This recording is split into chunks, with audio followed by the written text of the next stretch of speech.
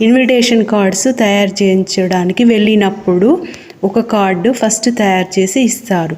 దాన్ని శ్రద్ధగా చదివి అక్షరాలు మిస్టేక్ లేకుండా చూసుకొని తర్వాత అన్ని కార్డ్స్ తయారు చేయించుకోవాలి. ఇలా మేము అన్ని కార్డ్స్ తయారు చేయించి తీసుకువచ్చాము.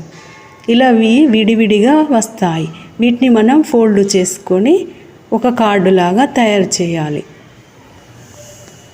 ఇలా మేము అన్ని కార్డ్స్ రెడీ చేయడానికి 2 days పట్టింది. మేము 2 రకాల కార్డ్స్ ప్రింట్ చేయించాము. ఇవి ఒక రకం, ఇంకో రకం ఇవి. వీటికి 4 రకాలుగా విడివిడిగా వచ్చాయి. ఇవి వినాయకుని స్టిక్కర్స్.